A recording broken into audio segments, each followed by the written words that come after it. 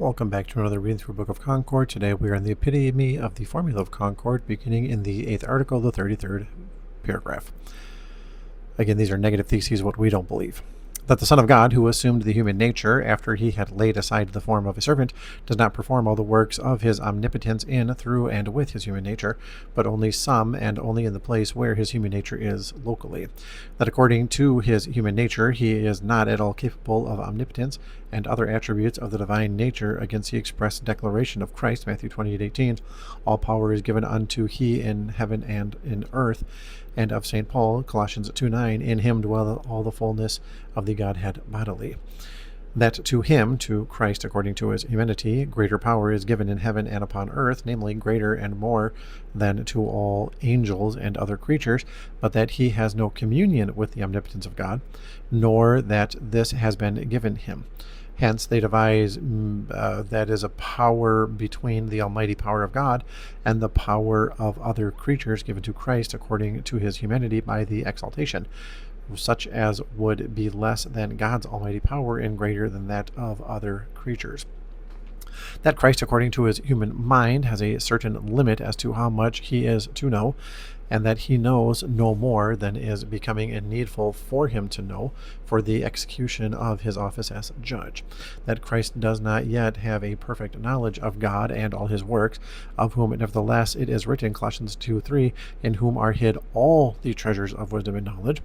That it is impossible for Christ, according to his human mind, to know what has been from eternity, what at present is occurring everywhere, and what will be in eternity.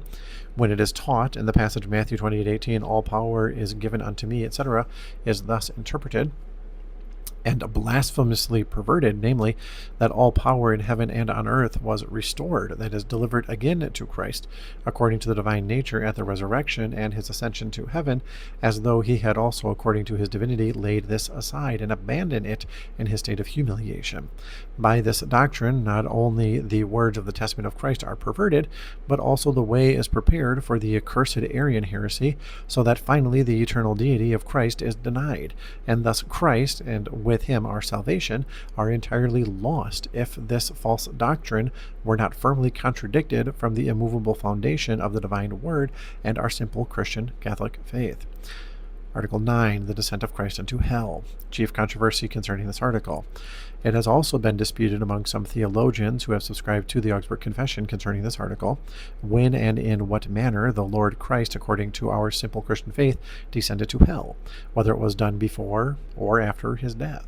Also, whether it occurred according to the soul alone, or according to the divinity alone, or with body and soul, spiritually or bodily. Also, whether this article belongs to the passion or to the glorious victory and triumph of Christ.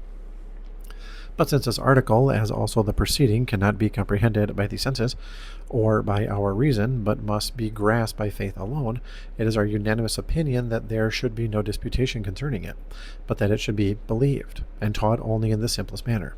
According to Dr. Luther of blessed memory, in his sermon at Torgau in the year 1533, he explained this article in an altogether Christian manner, separated from it all useless, unnecessary questions, and admonished all godly Christians to Christian simplicity of faith.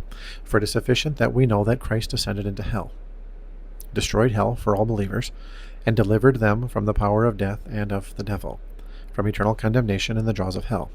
But how this occurred, we should not curiously investigate, but reserve until the other world, where not only this point, mystery, but also still others will be revealed, which we here simply believe and cannot comprehend with our blind reason. 10th article, church rites, which are commonly called adiaphora, or matters of indifference. Concerning ceremonies or church rites, which are neither commanded nor forbidden in God's word, but have been introduced into the church for the sake of good order and propriety. And a dissension has also occurred among the theologians of the Augsburg Confession. Chief controversy concerning this article.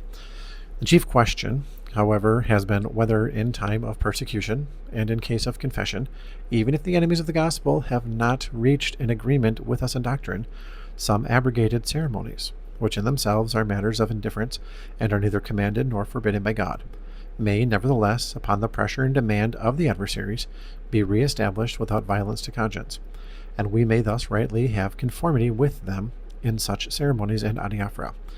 To this, the one side has said yea, the other nay. So for our reading for today, hope to have you back next time.